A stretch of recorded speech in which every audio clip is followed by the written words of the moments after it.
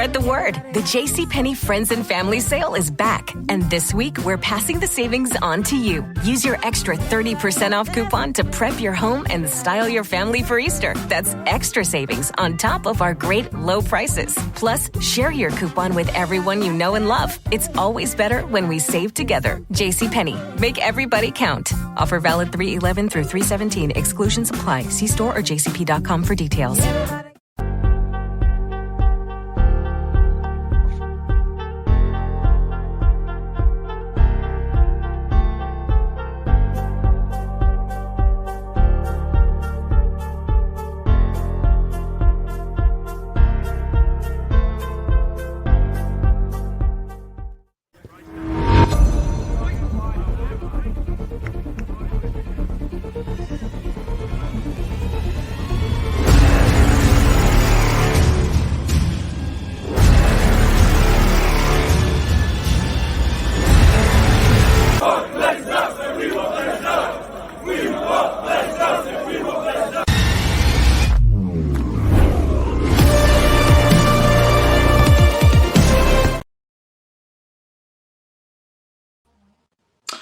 Hi, and welcome to the Magnificent 24 show. I'm your host, Jeff Alexander. Welcome everyone back. We've got a full show this week. We've been away for a week, away for 2 weeks now.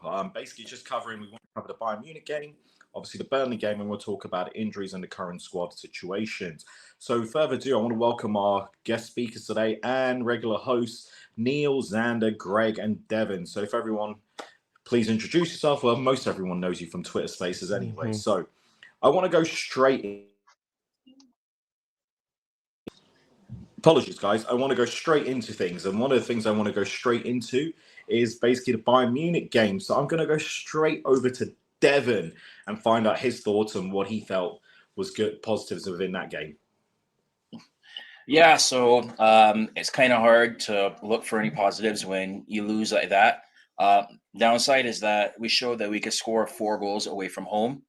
Sorry, that was the good side of it. The downside is that we also conceded, I think, 2 very bad first half goals. I think we had a little bit that mistake from Onana at first. Well, I mean, the team is kind of rallying behind him, but then it was their mentality changed and they instantly conceded a second goal. That was something that is a concern of mine, the mentality with this team. They started to rally back better in the second half as well, but once again, mentality. They score a goal, and that's usually one of the most vulnerable times to concede as well. And they did it twice in the second half. So I was definitely a little bit disappointed with that, but it showed that we could score goals. I didn't realize Casemiro decided to bring his shooting boots that day. So whatever he did that day, he needs to continue doing that, or whatever superstition, however he laced his boots that day, needs to continue that. I don't want to go too much into the match yesterday because I think we're going to cover that later on. But all I'll say on that is I was glad to see the response that we did. Okay, so with the Bayern Munich game, obviously everyone here watched the game. What did you think of the starting lineup? Where did you think we went? What were the positives from that starting lineup? Go to Xander. I thought the positives were in that Bayern game was how we responded after conceding it. And you would look at that game and there's a lot of positives you can take away from it. With any game of football, there's negatives and positives. But I personally think, going to the Allianz Arena, which Bayern haven't lost it in the Champions League in 36-something games, which was always going to be a tough. So no matter how anyone looks at it, and you look at that squad, you can't go and say we're going to go out there and get a draw. I thought we would be lucky to get a draw. So I'm not surprised that we lost that game. But I look at that lineup and I thought Palestri did really well. In that first half, we had some really good couple of chances where you look at it and maybe go on a different day. We take them, we go 1-0 up the game. That's a whole. Then we might be sitting here talking about a whole different result. So that's the way I look at it, is where you look at it and go, well, we had positives, negatives, and I thought a lot of that team did really well. I thought Martial, when he came on in that role, did really well in my opinion.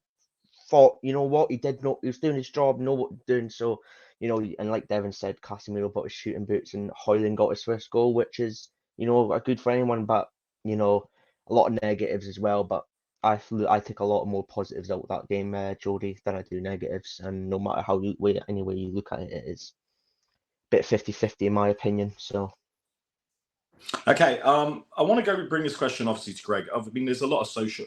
I mean, the game obviously took place on Wednesday. We're now on Sunday, and there's been a lot of stuff said in the social media and in media outlets regarding Christian Eriksen inclusion into that game. How did you think Christian Eriksen fared into that game against Bayern Munich? Greg, I'm struggling to hear you. I think you're on mute, Greg.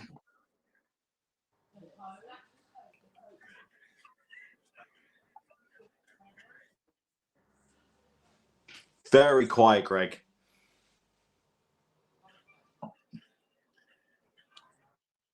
I think it may be your mic. Yeah, it could be that. As always with technology, that happens nowadays. You know, the funny thing, we were backstage a minute ago and hearing him absolutely perfect. You know what it might be? You can press touch to hear. He may have not done that. I'm not too sure. Just someone drop a message in the chat. Yeah. It's something. If you're there, can you have a look at Greg's audio? But so sorry. What I guess Neil, you can answer Greg's question while we try to get that fixed. Just keep the show moving for now. Oh well. What was the question for Greg? Sorry. We were talking about, for instance, we were talking about the highlights and positives of Christian Eriksen playing, and how do you think Ten Hag coped with having him into the game against Bayern Munich? Do you think he should have started? Do you think his inclusion was good, or do you think yet again it cost us another game? I'm just gonna look at it from a holistic point of view when it comes to Christian Eriksen, because I believe he's a player, a really good player. Not to take anything away from him, but he's extremely good in the number 10 role. Forcing him to play in a position with, considering the condition that he currently has with the whole pacemaker, he's a brilliant player, don't get me wrong, but he just hasn't got the legs. And he's one player we should be bringing on off the bench to bring calmness to a game and control the game. Yes, he kind of reminds me of a Juan Mata-esque type of player. We used to bring on Mata to calm things down, string a few passes through. And that's the type of player he is. So I honestly think we should have, from the experience point of it, I get it. I get why Ten Hag went with that decision. But if we're going legs for legs, we should have honestly started someone younger like Dangor or someone to, have some legs in that midfield against Bayern, in my opinion. However, I was just going to add to the point that back off the Bayern Munich result, I mean, unlucky we didn't get the win, but the positive, like we've all been mentioning, is I think the positive and what people didn't really see, in my opinion, is the fact that what were we talking about all day on Spaces, Jody, is the motivation. Yeah. Something stank in that dressing room about motivation. And I hope this is a leaf turn, only because these players went to Manchester Platz, right? And I hope each and every single one of them players got to see physically what this club was built off on. Like, I hope they saw that there have been players that have actually physically died for the club. Yeah, I've physically died for the club. That badge is etched in the blood of Busby Babes. Yeah, it's true. And if that is not enough to light a fire up their asses and kick them into gear, then I don't know what is. They don't deserve to play for the badge, in my opinion. So let's see now. Let's see if that motivation has come back in the next few games. And with the Burnley result, we're going to get onto. So, that's what I think the Bayern Munich game was. It was a big motivator for all of those players. And if that's not going to give you enough motivation, then I'm sorry, you don't have to play for the club. Simple as that. I want to stay on the Bayern Munich thing because I wanted to break down a few things. Obviously, I felt the midfield got overrun. If we're being very, very honest, the midfield did get overrun. I felt that I think this partnership between... Still no mic? No, still no mic. No, so no bueno. No good, Greg. Oh, man. Did you leave? Try leaving and coming back. Has he joined on the phone? Yeah, I think he's going to leave and come back in. So I will Okay. say the midfield got completely overrun. It was absolutely destroyed. That Yeah. midfield was absolutely destroyed. And then I think the problems I'm having right now is the midfield is always going to get overrun when you play Christian Eriksen next to Casemiro. We'll touch when he did change it and he brought Scott McTominay on. I was even more disappointed. You're talking a guy who comes on the 69th minute and the ref outruns him in the 79th minute. It was very embarrassing to say the least. But one thing I will say, two of the midfielders showed a lot of heart in terms of Casemiro and Bruno to try to pull a result back into that one. We are actually joined finally by our by Chase. So Chase, welcome. We're touching base on the Bayern Munich game, and we were talking about Christian Eriksen obviously being included into that midfield. We felt we were overrunning midfield. How did you make the performance of the starting lineup? Were you happy with Pellistri? What changes did you want to see him for that game, and what do you think could have been better? We're just talking about Bayern Munich, by the way. Bayern Munich, I really liked the fact that I liked the lineup. I liked Pellistri in there. I think we could have started at least Hannibal. in that match. I think I like Eriksen. I love Eriksen. I mean, on the ball, he's a magician, really is, in that final third. But the fact that you have to put him in a position where he has to defend with no legs kills us 100%. Kills us every time. I would specifically switch him and Bruno. I thought we held ourselves well against Bayern Munich. You go into the Allianz Arena, you don't know what you're going to get. You can get an 8-5 or an 8-0 slashing. And I think, to be honest, I watched this game and this team was not impressive. I expected more from them.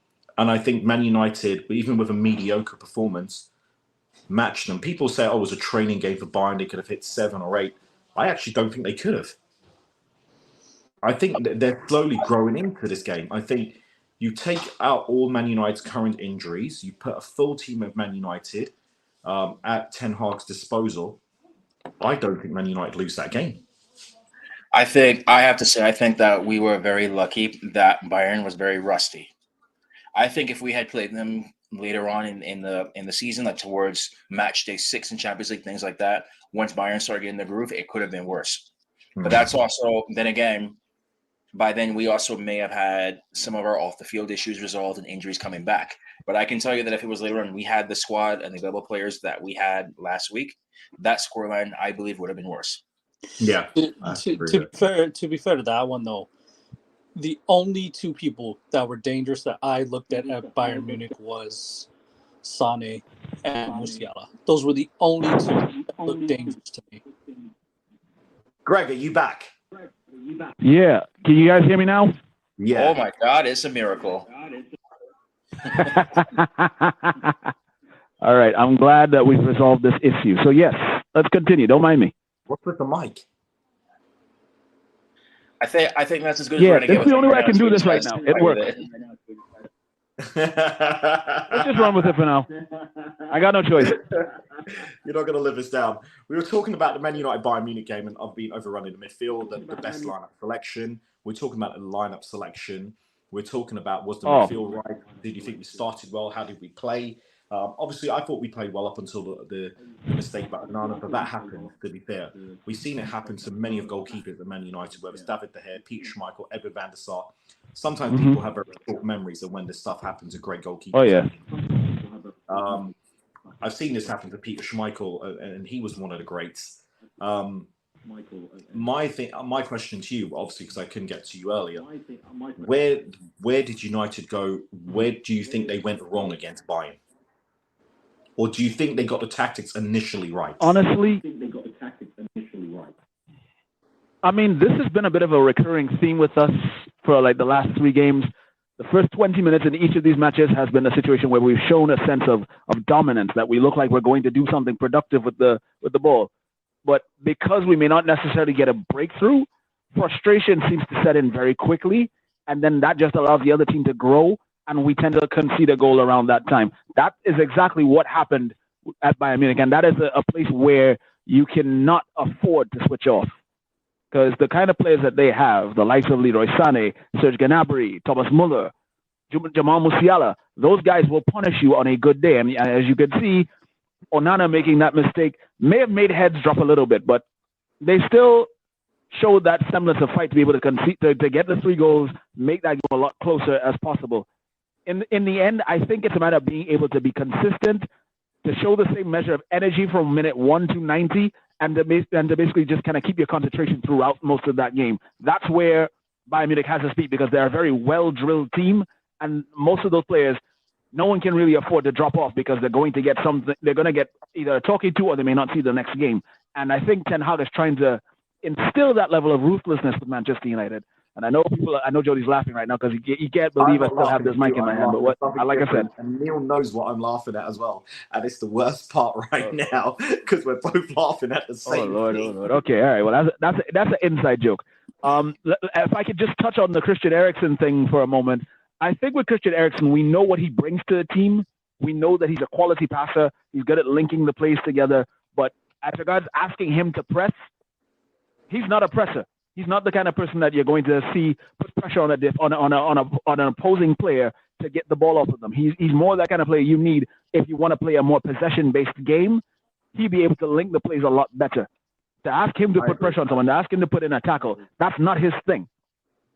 You can't ask Christian Eriksen to go and make a lung-busting run and go back and pull a tackle out before somebody decides to get a clean run at goal. Bruno would do that. Casemiro would do that. Martinez would do that. Those are the kind of players that have that in their game. Christian, the minute he realizes that you've got a head start on him, he's not going to be able to commit to that, unfortunately. Yeah, just to remember as well, the man is a pacemaker, man. Like, we can't expect him to be pressing. Exactly. It's true. He does. Throughout the whole game. But then again, so does Daley Blind, but he's willing to track back at times too. Yeah. Christian Eriksen's always had this problem where he's never ever been that type of player.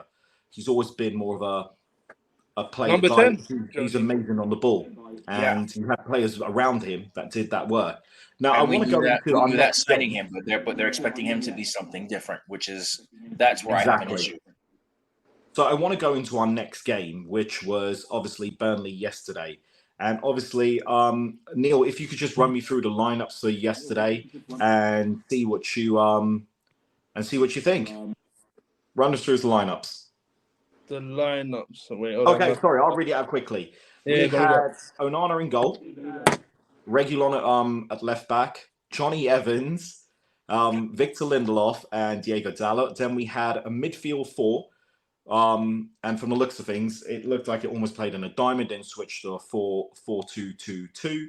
Then off the ball, it went to a 4-2-3-1, which I thought was brilliant. So it depends what you're looking at. So we had a midfield 4, technically of Casemiro, Bruno Fernandes, Hannibal, and Scott McTominay. And then the 2 strikers were obviously Marcus Rashford and Højlund. What did everyone make of the starting lineup? Because I know where everyone's going to be happy right now with that starting lineup with one person right there.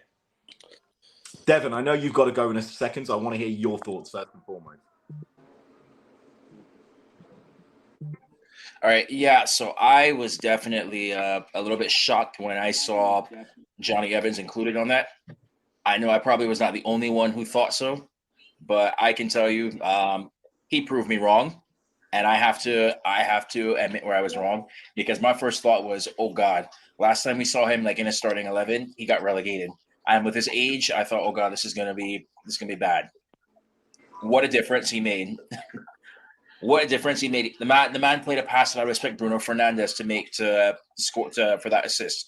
However, I still argue that his goal should have counted. If you're going to count the Man City goal from a couple weeks ago, that goal should have counted.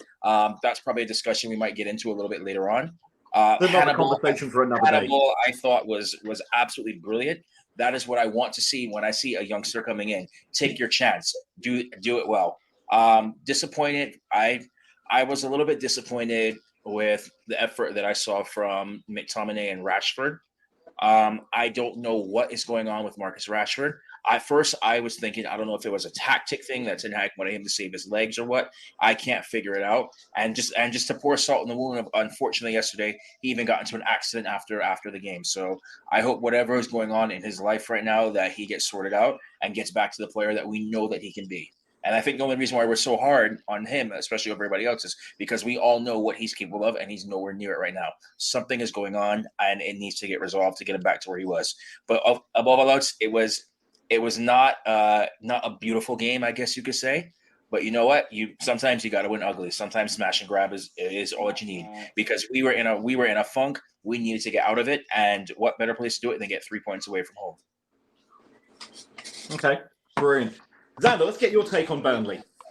Yeah, I watched the game yesterday. With the lineup, Jody, I think I was concerned that, because are we going to miss Martinez? You got Evans in there and Lindelof, and we all know that with his age, will his age play up? And I was concerned going into that game, and I was looking at it, and I'm like, oh, this might be a long night if things go wrong. And it started to look like that, and then we got the corner with, when Evans scored that goal and it was offside, and then we get the goal, and we're 1-0 up, and then I'm like, okay, let's do this, let's go on a bit. It wasn't a brilliant game, like Devin said. It wasn't the best game of football to see, but I think at the end of the day, we got the result. We got the 1-0, we got the 3 points that we needed, and I personally feel like that's going to give us confidence to Onana, especially keeping a clean sheet, going to boost his confidence, and it's going to boost everyone else's confidence. With Rashford, I don't think that he's doing anything wrong right now, because if he was, I personally think Ten Hag would have dropped him, because he took the captain's armband off of Maguire, gave it to Fernandes, got rid of Ronaldo. That's the way I look at it. Is he's doing everything that Rashford doing everything that Ten Hag wants him to. And I thought yesterday that he was looking for that extra pass. He was looking to make that pass, and you look at that game, you go and watch it back, and you look at it, and then you go, Rashford was trying to find that pass. He was trying to find that ball into it, and I think it's just, I think he is trying too hard a little bit. Because Jody, when you play football, when you try too hard, it just doesn't come easy to you. You overthink. Yeah, it's too forced. You overthink, and then you don't know how to do the simple fundamental of football. Which, at the end of the day, I think Rashford has trying to be doing that a lot. Where I think when you see it, when you simplify it and you don't overthink and you let the game come naturally to you, you let everything else come naturally to you, you're going to get the best version of yourself. And I think a lot of players in that United team need to start realizing that. Don't overthink every second ball. Don't overthink every first ball. If you need to take a couple of touches, yeah, fine, do it. Don't always get that one pass, take one touch and then pass off, because it might not work. Where just let everything come naturally to you, and we all know when Rashford, I personally think if he switches up his game, let defenders soak onto him and then he can go bam, because we all know what Rashford's like. I think he has to do that, and I thought he did okay. I thought the team did okay, but I do want to see a lot more. I am not going to sit here and go, Jody, I want to see Rashford what he did last season. I personally think that the question I would have to you and to everyone else is, do you think Rashford has got in his head that he's the only way that this team can score goals? Do you think he's trying to live up to that build and get that? And I personally feel that that's what he's trying to do, and it ain't just working anymore. I think it's a case right now. I'm going to have to credit Jonny FX with this, because I think he said something a while back when it came to Rashford and Bruno. He says a lot about them. And one of the things that he has said, you're not going to win titles with Rashford and Bruno trying to constantly be the superstars of the team. And he made a couple of points which I didn't agree with, but that particular point stuck, because at some point you've got to trust your teammates around you and use your teammates. And I was watching back the game yesterday. There was one shot he took on which he could have passed, and he didn't. And I felt Bruno Fernandes didn't hit the Hollywood ball. but he could have played a bit more simple, in all honesty. So Jonny has a point in what he's saying, but then you have to look at the team and realise, since Bruno Fernandes has come into the team since 2020 to now, he's practically carrying the team. Yeah. Rashford carried that team last season. And yes, Højlund's come in, but Højlund's only been in 5 minutes. With all due respect, he's only been in 5 minutes, and he will find his feet. So until he finds his feet, Rashford is still trying to have to carry the team. Yeah. I do think when Rashford finds his feet, not Rashford, when Højlund finds his feet, I think Rashford's game may improve. But until then, we're just going to be seeing the same thing over and over until you have a fit squad. And we will not have a fully fit squad at this rate, based upon no one else getting injured and everyone being back till December at the earliest. Yeah, and we can't be doing that, as we all know. And I personally think that, and then we'll go to Chase or whoever you want to go to, Neil, Jody, after what I'm going to say is, I think people need to give the time to Rashford and Højlund and whoever's on that right wing, is because the three of them, like you said, Højlund only came in this season. We've not had a number 9. Do you remember since 2019-20 when it was Martial and Rashford and they were playing brilliant football? Do you know that one season where they were playing really well? Yeah, and we all said Rashford plays much better.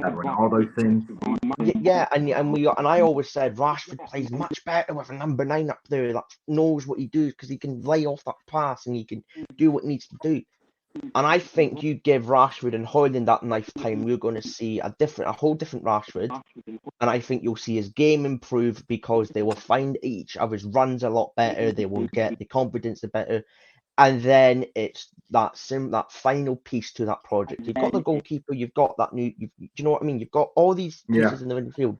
The one thing you missed was the number 9. I want to move on to Neil to find out his point of views on this and see what his thoughts were with the Burnley game. What he felt was good, what he liked, what he disliked, what he thought on the starting lineup, and where improve. Very interesting starting lineup, I must say. I mean, Jonny Evans, he's the example of what like an aged fine wine, can do. He rolled back the years like he Laurent did. Blanc. He did, honestly. And one thing that, if anyone noticed in the game, Jonny Evans has a voice. This guy was shouting at players and, commanding his position properly. That's something, we've lacked since, Leach has come into the squad. Yeah. So to be fair, I'd like to see him and Leach start a game. I think that'd be really interesting. But anyways, concerning the result, 1-0 win, clean sheet. Can't complain, like Xander said. Onana got his clean sheet. It's going to do a great confidence boost for him. And hopefully in the next games he can replicate the performance. But now just touching on the Rashford topic a bit, I'm not going to say too much anyway. But let's just all remember as well. Now, forget Rashford for a minute, because it's not about players, for me anyway. It's about the manager and the way the manager wants to play. Ralph Rangnick said this: it needs to be in the brains and veins of your players. It needs to replicate what the manager does, and what idea the manager has, and it needs to be deployed on the pitch. So if we look back at Ajax, Ten Hag's Ajax squad, right? Have you seen how they attack? It is literally pass until the final third. Whoever's open, tap it in the net. Pretty much. And that's the way. And maybe with a bit of tweaking with the pressing, because the Premier League itself is a high pressing league. Like now anyway, it's developed. So if we sort of roll it back to Ten Hag at Ajax, just to say, for example, what he's trying to do with this United squad is to obviously create chances like his Ajax team. And these players need to understand the fact that it's not about individualism anymore. It's not about who can be Robin Hood today. Last season, Rashford was our top goal scorer. But now he needs to realize, and he needs to humble himself in a way, and so do some other players, and come to the reality that it is not about individualism anymore. The key word is team, right? And working as a team to break down defenses and working as a team to score these goals, there's nothing wrong with it because the best teams in the world do it. You look at and I hate to use them as prime examples, but Liverpool, your Man Cities, it's not just one person just getting all the goals. Why can't they wake up and see that, it's not about being an individual. It's football. It's a team game, Sure. If you look at the philosophy that Ten Hag has tried to bring, he wants everyone contributing towards the goals, everyone contributing, in the defense and the attack. So yeah, that's just my outlook on it. Is that once Højlund as well, for example, now we have a striker. Look how long we've suffered without a proper striker. Now we have one. I hope, Rashford can get his head up more and see. This isn't just a Rashford problem. I watched the game back yesterday. Yeah. This seems to be a Rashford Højlund problem. Yeah. Not because they're a problem playing to each other. Yeah. The problem is when either pick up the ball, yeah, they're only looking for each other. Yeah, exactly. And it's one thing I noticed yesterday. Rashford lost the ball 12 times yesterday. Right. Højlund lost the ball 10 times yesterday. And half the times they lost the ball is because they were looking just for each other. So what needs to happen now, because we went for the, a 4-1-2-1-2 diamond sort of setup that Ten Hag went for, right? Now, in that diamond, what's the key there? It's a flipping diamond. You create triangles. If you can't find your man, if you can't find the striker, play a pass back to the number 10. Bruno was there. Find him. He's your pivot. Create pivots around all over the pitch. That's what it's about, playing football. You know? We've heard Rashford came out and said that him and Højlund have been spending time off the pitch together and they've been working together. But it shouldn't be like, it should be the whole team. It should be drills. What do you think the rondo's for? What's the rondo for, Jody, in training? Exactly. Five-a-side. These things need to be played. It seems like Rashford genuinely liked playing with Højlund. You could see it. Yeah. You could see it because he went up for a header and normally he would head that a goal, but he's headed across looking for Højlund. Yeah. So Højlund threw on goal, but instead of him driving and shooting, he's looking for Rashford. And I'm like, it can. Yeah. Stop. It can work out. Three on the right. Do you think Ten Hag will might have picked up on that and might say to them to listen? I get you two love playing with each other, but if you can't find each other and I don't want you losing the ball, I want you to pass it back to your Fernandes, look for each other and create the pivots like Neil's mentioned. Yeah, these need to be get on in training. I want to take that question you just asked, Xander, to Greg and see what his thoughts are, and I want to get Chase involved in that question because I think it's a really good question.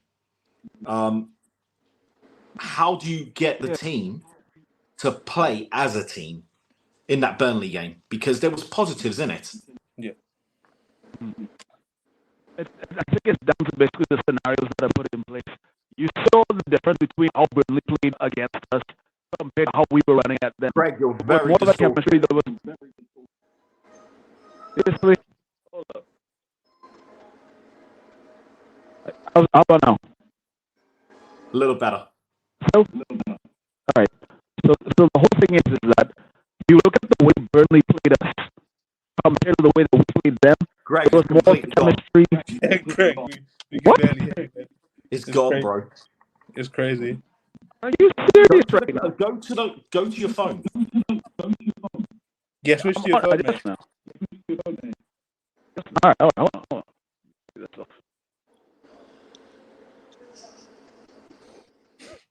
This. Chase, answer it while Greg's fixing audio. Yeah. I think also what we're missing, the balance of this squad to really get things going for me, and I'll keep saying it, I've said it for a long time now, is Anthony. A lot of people want to say he's not doing this, he's not doing that. But Anthony brings a lot of balance to this squad that can get everybody playing well. When you put, I think Rashford and Højlund will find their way eventually. I saw a lot of snippets in that game yesterday where Højlund would make his runs, and what was frustrating me, probably a couple minutes in the first half, was Rashford not picking his head up when Højlund would make some of his runs, or by the time he lifted his head up, he had three Burnley shirts in front of him. And then I saw in the second half he started to pick it up a little bit. He started to pick up his head, make some smart moves with the ball. Reguilon was making overlap runs. I think there'll be time. I think it just needs to take more time for this squad to gel, especially the likes of Bruno, Rashford, Eriksen, so on and so forth. This squad has not had a fox in the box. Yeah. No, they haven't. Oh, can I just add to that point? So when you have a fox in the box and you're not used to having a top level striker like Højlund, even though he's young, he's a fox in the box. It's a natural number 9 fox in the box. And when you don't have someone like that for years, you start to get tunnel vision. You start to develop that. You have that tunnel vision. So, Rashford's first instinct is, all right, I need to go and goal. I need to take it. And basically his tunnel vision, Bruno's tunnel vision of, I'm just going to get the ball and I'm going to bang it out. And I'm going to throw the wonder ball. That's better, Greg. Yeah, much Right. more fair. Go on, Greg. Yeah. Chase took the words right out of my mouth. And honestly, you could see it's basically a symptom of that. What Marcus were you Rashford playing has around not- with that you couldn't go with that audio the whole time. Yeah. I don't freaking Hang on. know. Were you playing around with mics? Yo, bro, that might look like it was Somewhat. part of a children's show or something, bro. Yo, that is my karaoke microphone. Do not hit on that. I make a lot of money on TikTok with that. Anyhow, anyway. So basically, I want to kind of pick back off of Chase's point. The fact that they have not played with a natural number 9 for God knows how long has been a bit of a handicap. I think the last natural number 9 we had was Zlatan. So honestly, you look at that and you look at the nature of the runs that Rasmus is trying to make. Well, I mean, Cavani. My bad, Cavani. But you look at the nature of the runs that Højlund is trying to make, and the fact that he is a very physical player. It's beneficial to everybody in the long run because you have someone who's able to hold up, you have someone who's not afraid to drive at defenders, and you've got someone who's willing to throw his body about if it means he can get a glancing header, a toe poke, someone who's willing to take the risk, someone who's young enough to be able to know, okay, I can adjust and I can do these different things. It helps them, and Rashford needs time to adapt to that, to recognize, hey, Rasmus is right there, give him the option. Bruno's right there, give him the option. This is someone, like Jody has said, has literally had to carry this team on his back in a lot of instances. And we saw the effects of that during the 2019-20 season. Went down with an ankle injury, went down with a back problem, and we almost lost him for the remainder of that season. COVID came in and we got him back for a while. But we have to recognize that with any sort of chemistry, it takes time to build it. It takes time for it to grow. It takes time for it to become something where everybody has an accustomed idea. Like, okay, I know Højlund's going to be there. I know Garnacho's probably going to make a run. I know Reguilon's coming in from behind me to get an overlap. Those are things that come with time and with the games that these teams can play. If Ten Hag can have a core group of those men available, God forbid these injuries don't come back to haunt us later on, we should be able to see a much more fully flowing Manchester United squad. And you know what? I'm really gutted. I'm gutted for Reguilon, man. I really am. With pulling his hammy. I mean, you could just see these last 2 games. This kid is giving it his all. Was it his hamstring? Because I know Ten Hag said he was ill. I think it was the illness. It wasn't a hamstring case. I think you could see at the end of the play before he was coming off. He was grabbing the back of his hamstring. You could see him grabbing. Okay. It could have just been tight. I mean, he has had no preseason. Maybe. I mean, the way he was grabbing it, I said instantly, "Oh my God, I hope it's not a hammy," because he was grabbing. He didn't limp off, which is more. If he would limp. Well, yeah, that's what I was not going to say. If he did, once he didn't limp off, I think he should be fine.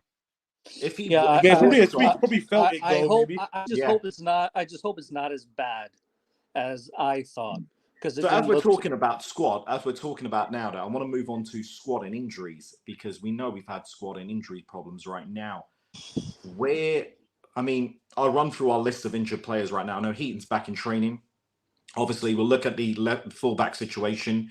We know we have. I got it up, Jody. I got it up, Jody. Sorry? If you want me to, I could go through the full list right now. I've got it. I'm just going to run through it, and then you guys touch upon it, see what you think. Luke Shaw and Malacia. Right, cool. Luke Shaw is muscle atrophy. Malacia is unknown, but Sky Sports have reported yesterday it's knee, but every other outlet is saying an unknown. So I want to know what knee injury he has or what unknown injury he has. Then you've got Martinez. We've got, what's his name? Martinez, Maguire, who's out. We saw Varane come back yesterday. You've got, and we've seen Lindelof, we know, carrying a slight knock. Jonny Evans looked exhausted, so we know he's probably just fatigued.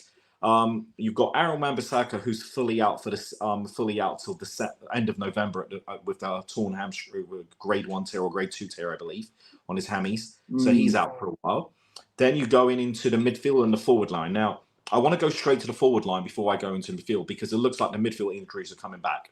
Forward line, we have 2 players out on disciplinary injuries in the same position. Now, when you go to the midfield, well, technically 3. 3 players not at the club who's on the contract with Manchester United, all out through disciplinary injuries because of behaviour injuries, all in the same position. Then you're looking at midfield. We know Mason Mount is training. We've seen Amrabat back. Kobe Mainoo's training. Dan Gore's there. We've seen Hannibal there. And we're seeing a full complement of the midfield coming back. So we've got around... And Donny van der Beek is back as well. We saw him on the squad against Burnley. So we're looking a good full complement of 8 to 9 midfielders for the next 3-4 months where we've got a hectic schedule. So going to the squad and the injuries, what are you guys thinking? Or what do you think should be, who do you see coming in? Who do you see fighting for what I call a starting 20 spot? And what does that mean for the squad over the next few months? I see a lot of these young ones. I see Kobe Manu coming back fighting for a top spot. I mean, we can see this kid's got something special in him. We can see that 100%. I see, from what I'm seeing from Hannibal, I think he's going to fight for it. We have a tough one in the midfield because we have so many coming through. We have so many young ones coming through. You got Gore, Hannibal, Kobe Manu that are going to challenge the likes of Eriksson. I mean, they could even challenge Bruno. I mean, I think this is what we've been missing in the midfield is, I mean, just through the whole squad is fight. Your spot is not 100%. And it should never be 100%. You should be fighting for your spot at all times. I want to know. Sorry, Chris. But go on, Zane. I look at the injury list and I look at some of the problems we have now, and I look at Kobe Mainoo's going to come back, Hannibal, and all that. We've got all these youngsters that, we're going to fight for a spot. But I want to know why a lot of these youngsters get it more than a lot of these first teamers in my eyes.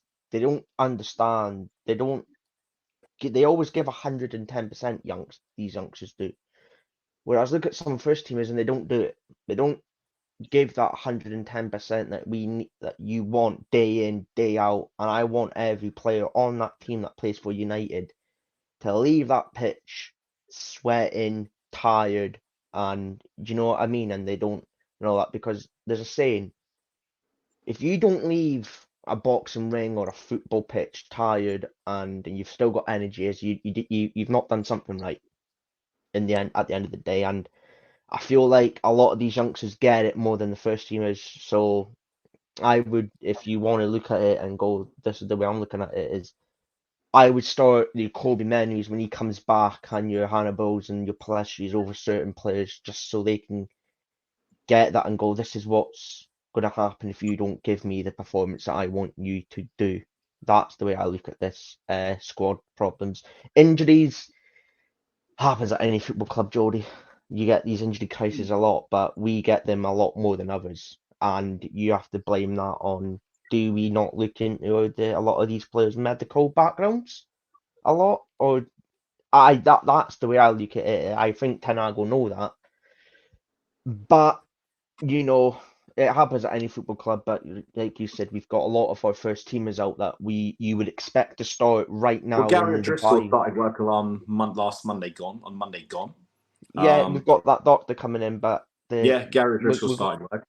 Yeah, so hopefully he changes and things. you always have to look at it. Sorry, Chess, is we're going to get a lot of our first teamers back by December. Did you say, Jody? So we're missing a lot of these players now that we need to pick up the points now because we're going to get into the Well, the winter. midfield back, the major two right now.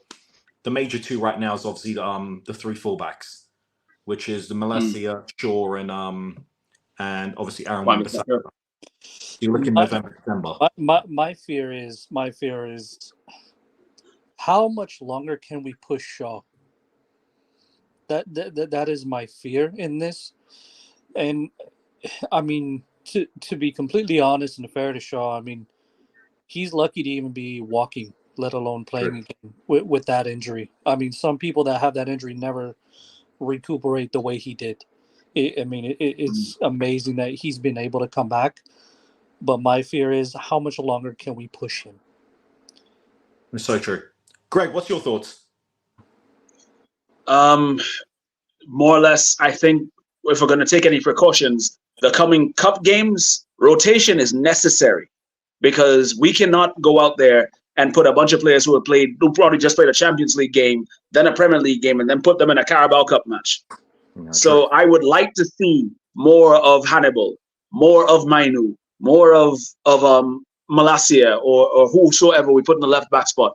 Give more of these youngsters opportunities. Give more of the French players opportunities to be able to say, all right, you know what? I'm going to fight for a spot. Palestri needs more games for me because I think he has an opportunity to lock down that right wing spot with the departures temporarily of James Sancho.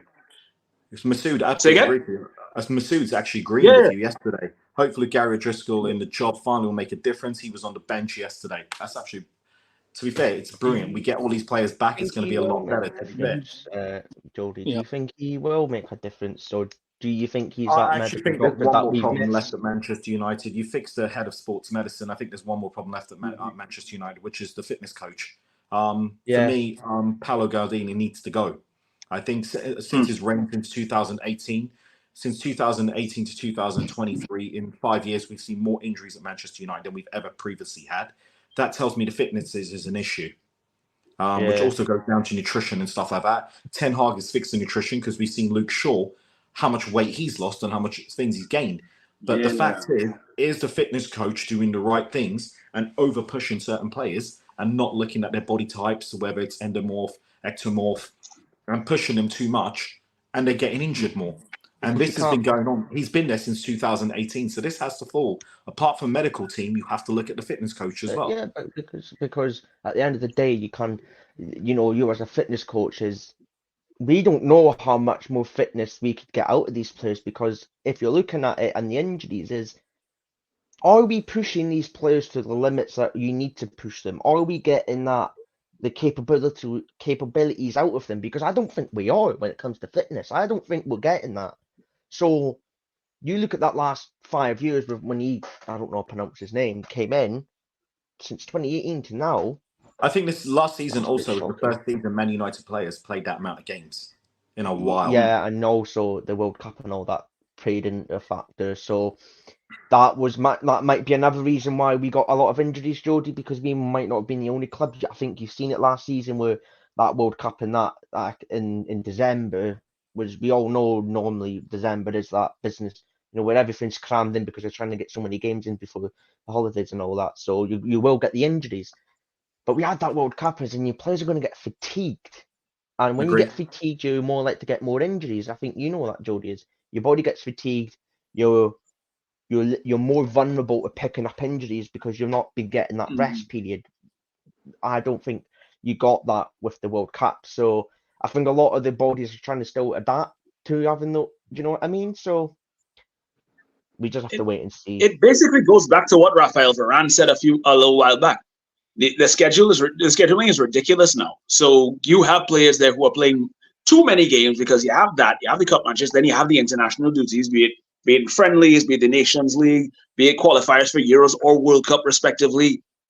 That's a lot of football. And the human body can take only so much after a while. There's only so much conditioning. There's only so much how much running you can do that'll be able to hold up with your body. And yet, after a while, you're going to crash trying to fight that. Yeah, I think that's a big problem. Ten Hag has this season. We're in what? How many competitions are we in right now? we're 4. in the Carabao Cup, FA We're in Cup, 4. Champions League, Premier League. I think he cannot be stubborn this year with the squad that we have, especially, we're going up against Crystal Palace next in the Carabao Cup. You gotta rotate. You gotta bring in the kids. You gotta bring some young ones on. You have to, because at the rate we're going, bodies are dropping. We're gonna go straight into the ground until Christmas, and that is not good. Yeah, it's true. I want to Yeah, go I to think- Neil before wrapping this up. Greg, go on. Say what you're going to say, then I'll go to Neil. Okay. Mainly, I think also we also have to look at another striker in January. I honestly believe that we need more depth in that position, like a decent number 9. I don't even know if it's probably say like a Ollie Watkins, or even look at Ivan Toney when he comes back. Someone along those lines to kind of give this team a little bit more depth in the front line. Because as much as I like the chemistry being built with Rashford and Højlund, someone who might be a bit more seasoned in the league could be more of an advantage for us. Someone who's hungry. I can see it going two ways with that. As a couple weeks back when the transfer window was still open, there was a little bit of rumbling of a kid at Santos, Leandro Marco, great young striker from what I've seen, Brazilian kid. Man United are in pole position for him, if I'm correct. And yeah, and if you look at, we don't need it. I don't think we need something seasoned. I mean, we've seen it with City. Look, they went and got Julian Alvarez, and boom, just bang, just like that. I think we're going to start seeing more dives into the South American and South Brazilian, Argentinian. I think we're going to see more dives into that transfer market. It's a market we need to dive into more indeed. I think the transfer network's obviously going to improve with Scouting Network. I want to get Neil's last thoughts, and then we're going to obviously be ending the show. So, Neil, I want to get your thoughts before wrapping up. Okay. Just add on to with the squad and the injuries. Yeah. Squad and the injuries. Just stay on the squad and the injuries, and then I'll wrap it up. But when it comes to the current injuries, I mean, again, Gary O'Driscoll, he's come in. Let's see what he can do. I mean, again, I wouldn't just put the blame on the fitness coaches. Just remember, and I'm not giving them an excuse at all, we probably have the worst facilities in the league when it comes to even recovery. Like, I'm pretty sure when Cristiano was at the club, he said this, that the facilities are terrible. We don't have the top of the line equipment as to other teams like Man City and Real Madrid's. Like, we fall behind when it comes to state of the art equipment. So it could also be down to resources, that we don't currently have, and we haven't caught up with times. I mean, look at Old Trafford. so can you just imagine how look at our owners room looks? Sure. Like, yeah, I won't be surprised if they're using wooden crutches still. Like, we don't know what goes at Carrington and stuff. So aside from that, now it's a very, very good time considering the long list of injuries we have. Like Chase said, bring on the kids. You know why? Because young minds are more coachable than older minds. I have to agree. Stubborn, and they build up their own ego that, oh yes, I am who I am, and who's he to tell me what I'm doing? That attitude needs to go, and Ten Hag needs to make an example of some of these players and just say, look, humble yourself, bring on someone with legs, let me mold their minds into playing as a team rather than playing as individuals. And I think throwing on kids against Palace will be the perfect answer. And just to touch on Chase's point about the South American strikers and stuff, Listen, there's one right now. Mateo Mejia. He's 21 years old. He's Colombian. I think he's 21 or he's 20. I do think he should get a run against Palace. Honestly. In our youth system, the Spanish kid. Sorry? The Spanish kid. He's not Spanish. He's Colombian. I thought he was Spanish for some No, reason. he's Colombian. Oh, okay. Yeah. Apparently, there was a new chief. Yeah. As well. He scored on the weekend, didn't he? Yeah. In the 4-2 loss to Arsenal. Yeah, and he's at the age now where we can use him as a rotation player. He's 21, you know. I still think Joe Hugel is slightly ahead of him. I think Joe Hugel showed in pre-season that Eric Ten Hag used him, and he played up that holding role and laying off role really well. So I think Joe may be slightly ahead of him, but you never know. You never know. If you look... Well, one of those kids I really like, Eric Aronson. Oh, yeah, Isaac. Yeah, everyone loves Aaron. Everyone loves Isaac. Oh, mate, I'm waiting for Shea Lacey. One a penalty. I'm waiting for the next Scottish player to come through, guys, and it's going to win the Ballon d'Or. On that note, I want to thank everybody for joining us. Ladies and gentlemen, thank you so much for tuning in to the Magnificent 24/7 Reds. We will be back on with regular more content starting tomorrow, where if you tune in tomorrow at 6 p.m. live UK time, 1 p.m. Eastern, we will be hosting a recorded space on Twitter to preview the Palace game for an hour. So please tune in. We will drop it on Twitter in the morning, so it will be there available to you. Yeah. We look forward to seeing you. You will have your regular 24/7 hosts, Chase, Neil, Greg, Devon, Sheikh, Faye. We'll have the usual people on. So please do tune in and listen to our thoughts and predictions for the Crystal Palace game. So we look forward to hearing from you and seeing you. Until then, everyone, good night, and I wish you well. Take care.